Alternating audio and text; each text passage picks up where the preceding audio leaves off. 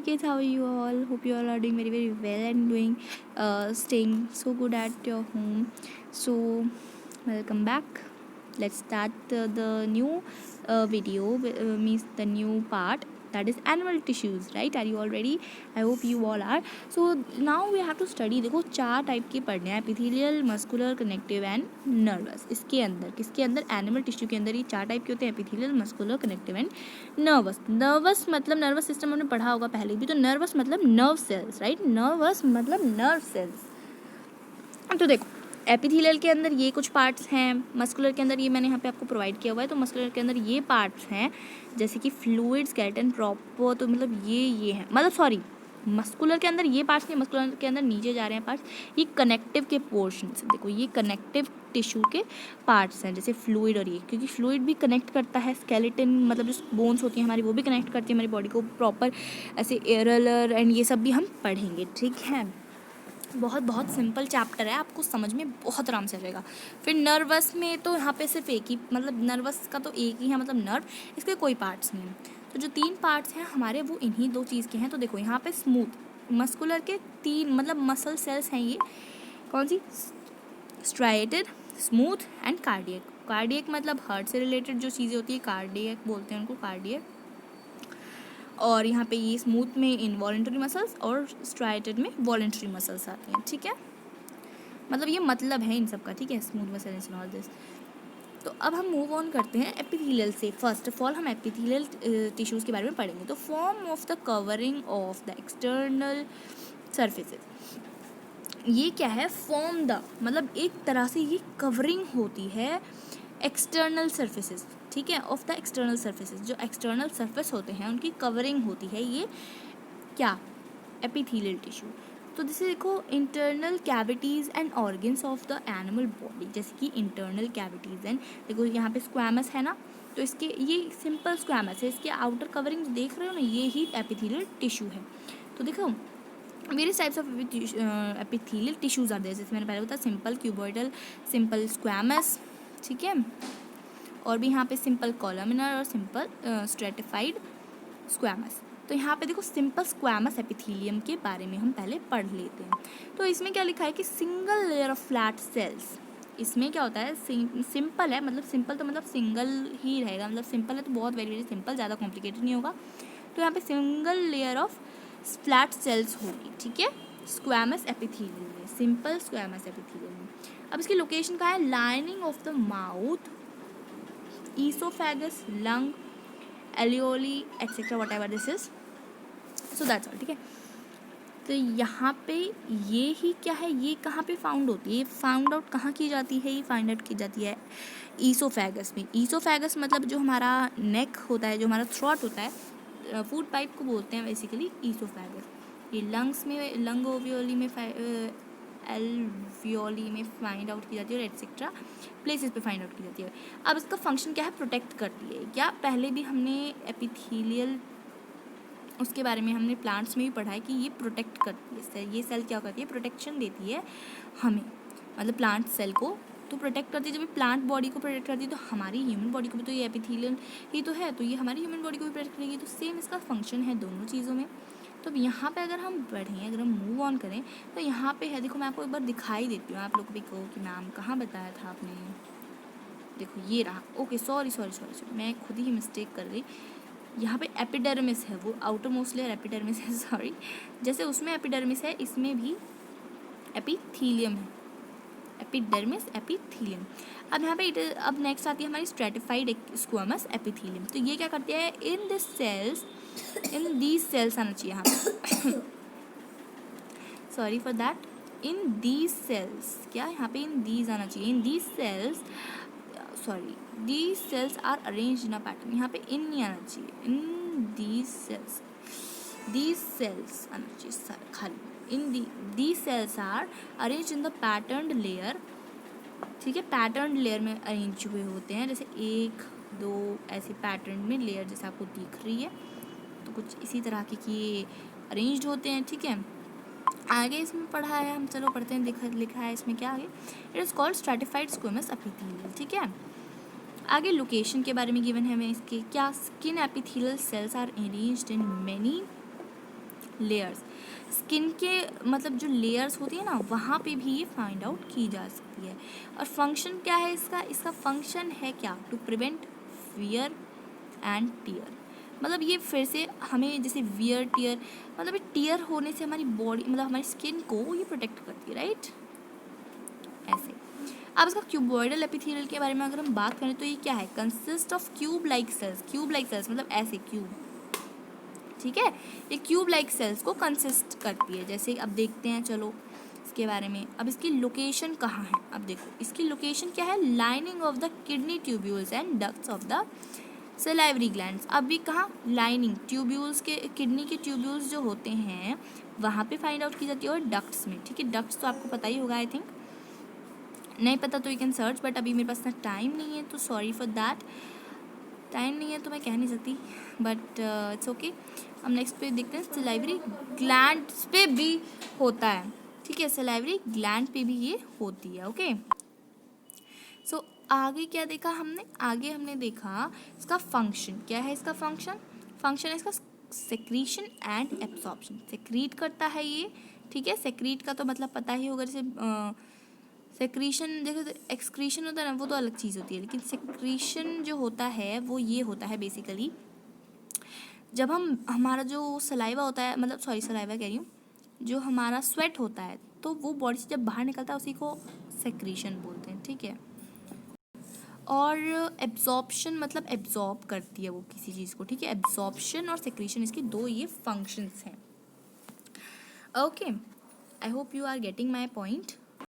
Basically हमने देख लिया कि इसका जो फंक्शन है हमने वो कंप्लीट कर लिया। सिलिएटेड एपिथेलियम के बारे में हम पढ़ते हैं। देखो इसका लोकेशन क्या है, इसका लोकेशन है इन द क्या, रेस्पिरेटरी ट्रैक, मतलब जहाँ हम ब्रीथिंग जो रेस्पिरेशन होती है प्रोसेस उस ट्रैक में, मतलब उस रीजन में, ठीक है। तो बेसिकली ये सॉरी बेसिकली बहुत बोल दिया मैंने, लीव दैट टर्म, तो ये कैट फ्रेज हो गया था एक्चुअली मेरा, okay. In the respiratory tract, तो ये जो है ये रेस्पिरेटरी ट्रैक में फाइंड आउट की जाती है, इसकी लोकेशन वहीं है, मतलब ये वहीं रहती है, मतलब होती है ये बेसिकली वहीं पे फाइंड आउट की जाती है मोस्टली। तो the columnar epithelial tissue also has cilia like ciliated तो cilia, okay, which are hair like projections, like in amoeba we find finger like projections, here it has ear like projections, ठीक है। तो on the outer surfaces of epithelial cells, ये outer surfaces of epithelial cells पे मिलती है। Function इसके जो हैं वो कुछ बहुत ही आसान, तो देख लीजिए अब इसके फंक्शंस क्या हैं, ठीक है। इसके फंक्शंस कुछ ऐसे हैं, दी सिलिया कैन, सॉरी मेरे से गलत प्रोनाउंस हो रहा है, जैसे भी आपको सूटेबल लगता है वैसे प्रोनाउंस कर सकते हैं इसको। तो the cilias can move and their movement pushes the mucus, mucus आपको पता है, आई होप आपने पढ़ा हुआ होगा, ठीक है। तो pushes the mucus forward to clear it, मतलब अब ये जो म्यूकस होता है एकदम मलगम होता है, देखो एक तो जो कफ के टाइम पे आते हैं ना आपका मलगम होता है जो बनता रहता है बॉडी में, तो ये उसको पुश करती हैं फॉरवर्ड टू क्लियर इट। तो उस रेस्पिरेटरी ट्रैक को क्लियर करने के लिए वो क्या करती है, उसको पुश करती है, उसको पुश करती है, ठीक है।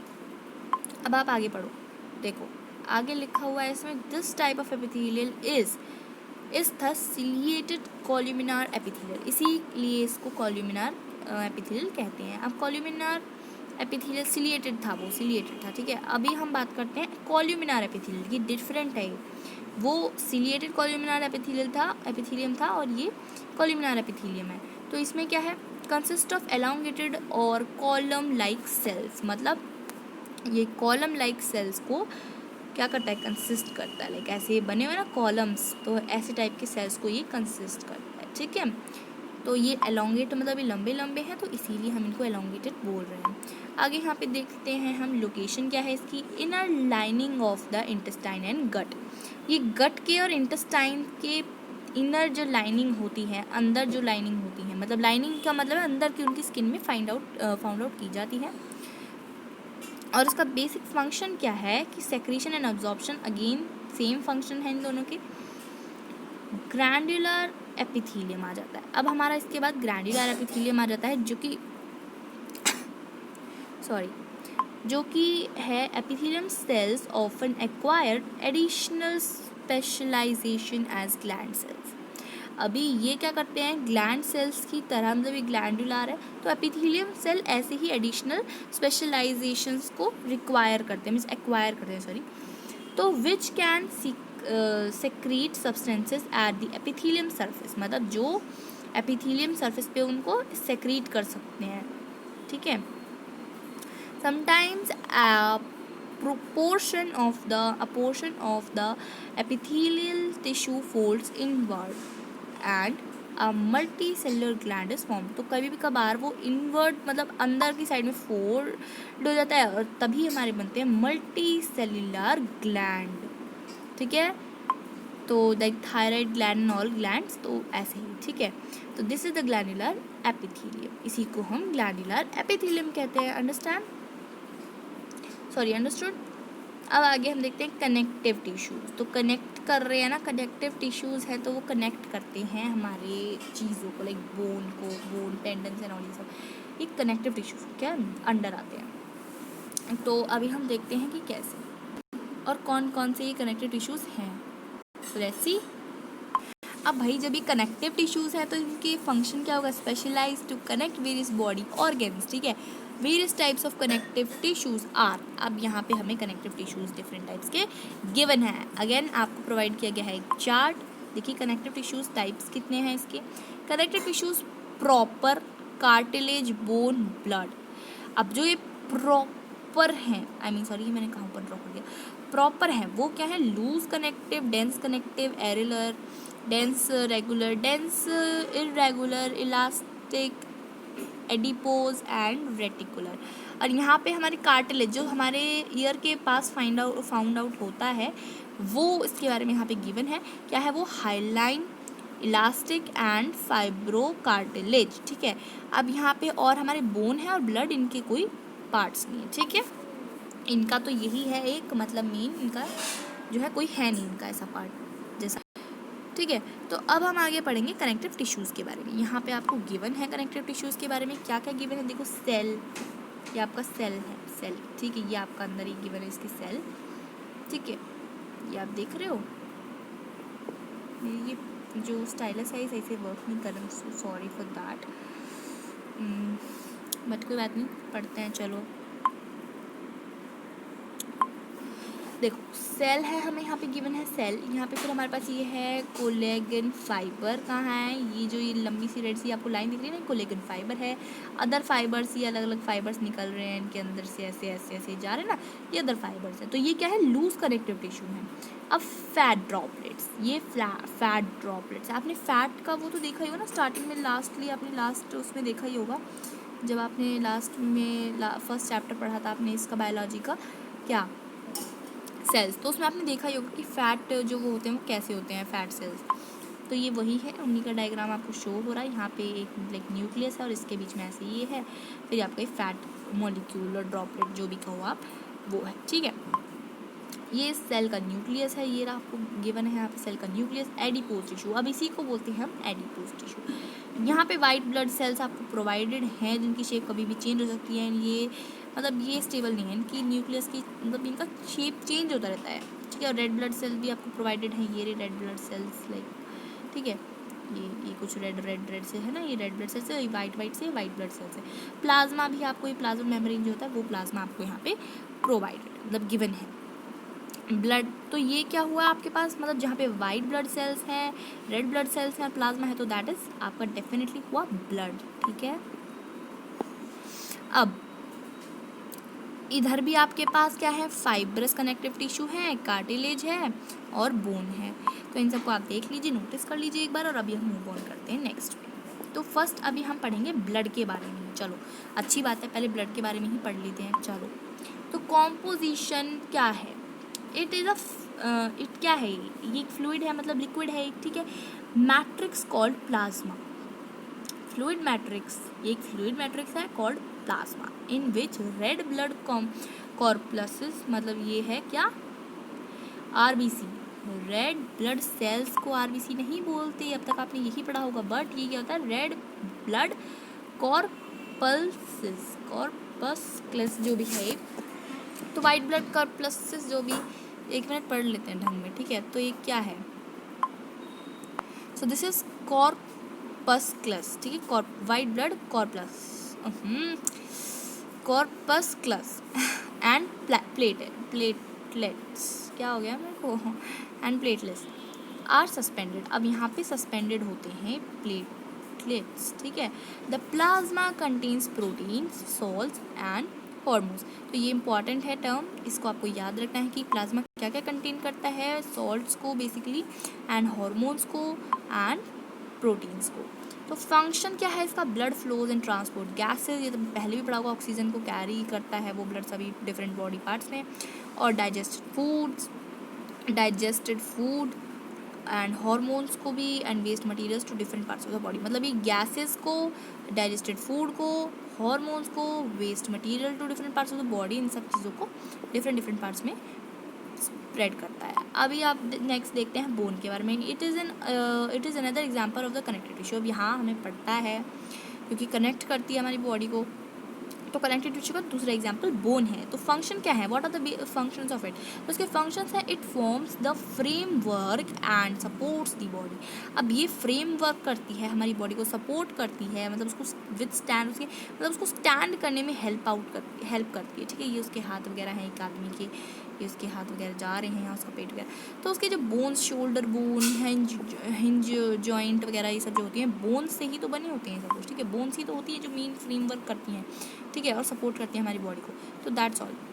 it also anchors the muscles and supports the main organs of the body। अभी मेन ऑर्गन्स को भी सपोर्ट करती है और मसल्स को एंकर करती है। अब it protects the vital internal organs such as heart, lungs and brain. अब आप सोचोगे कैसे प्रोटेक्ट करती है मैम, बट देखो ये कैसे प्रोटेक्ट करती है। हर्ट के बाहर रिब केज आपने देखी होगी, सुनी भी होगी बचपन में।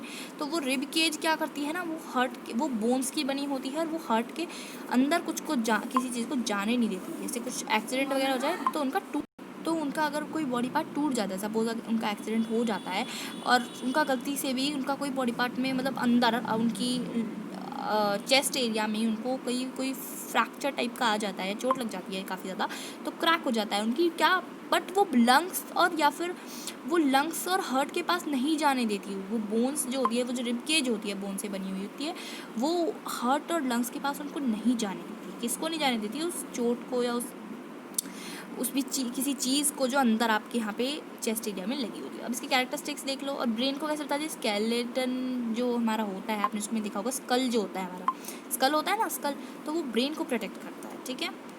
तो अब यहाँ पे कैरेक्टरिस्टिक्स क्या है? It is strong and non flexible tissue. हाँ, ये फ्लेक्सिबल नहीं है बिल्कुल भी। स्पाइनल कॉर्ड ये बैकबोन की तरह बिल्कुल भी नहीं है। मैंने स्पाइनल कॉर्ड बारे में से बोल देता, बैकबोन की तरह बिल्कुल भी फ्लेक्सिबल नहीं है। तो it's non flexible tissue would, अच्छा, what would be the advantage of these properties of the bone functions? या it's a question for you people. And made up of the bone cells, that is osteocytes, ठीक है, are embedded in the heart matrix that is composed of calcium, phosphorus and compounds, ठीक है, phosphorus compound से made up होती है, ठीक है, and calcium से। यस, दैट्स वाई अगर कैल्शियम की कमी होती है तो आपकी बोन्स वीक होने लगती है। डॉक्टर ने आपको कैल्शियम की टैबलेट्स भी दी होंगी, और 40 के बाद तो ये डेफिनेटली ये रिड्यूस होती जाती है हमारी कैल्शियम बॉडी में से, और बोन्स वीक हो जाती हैं। तो अब लिगामेंट्स क्या है? अभी हम लिगामेंट्स तक ही पढ़ रहे हैं, आगे के हम बाद में पढ़ेंगे। तो लिगामेंट्स के बारे में पढ़ लेते हैं। तो लिगामेंट्स क्या होती हैं? वो भी कनेक्टिव टिश्यू होती है। तो हमने पहले ब्लड पढ़ा, फिर बोन पढ़ा, और अब हम लिगामेंट्स पे हैं। तो देख लेते हैं लिगामेंट्स का क्या होता है। तो 2 bones can be connected to each other by another type of connective tissue called ligament. अब जैसे 2 बोन्स है हमारी, एक बोन यहाँ है, एक बोन यहाँ पे, जैसे हमारी एल्बो होती है, सपोज करो नी है, हमारी एल्बो है, तो जहाँ पे जॉइंट्स होते हैं ना, जहाँ पे भी, तो वहाँ पे जॉइंट्स जो होते हैं वो बोन को कनेक्ट होते हुए शो करते हैं। तो क्या है मतलब ये जो है, ये लिगामेंट वहाँ पे प्रेजेंट होती है। यही तो वो कनेक्टिव टिश्यू होता है जो ज्वाइंट करता है हमारे 2 बोन्स को टू ईच अदर। अब कैरेक्टरिस्टिक्स क्या है? This tissue is very elastic. अब ये इलास्टिक है, जब हम मूव कर पाते हैं अपनी एल्बो, नी और चीज़ को, है ना। इट हैज़ कंसिडरेबल स्ट्रेंथ, इसके पास स्ट्रेंथ भी है। Ligaments contain very little matrix and connect bones with bones. अब ये थोड़ा सा ही मैट्रिक्स कंटेन करते हैं और बोन्स को बोन से कनेक्ट करते हैं, ठीक है। Is that clear? I hope it's crystal clear to you all, and rest of the chapter we'll be discussing later on. So बस थोड़ा ही पोर्शन बचा है इसका, न्यूरॉन बचा है और ये smooth muscle cells and all बचा है, इसको हम नेक्स्ट वीडियो में कवर अप कर लेंगे. So thank you for watching my video, and if you liked it, so please like my video and subscribe to my channel. Also to comment me that how you found it helpful. If you could found it helpful, so please do tell me. And thank you for watching. Till then, for I'll make the second part so soon. Till then, take care and have a nice day or night, whatever time you're watching it. So till then, take care and bye bye.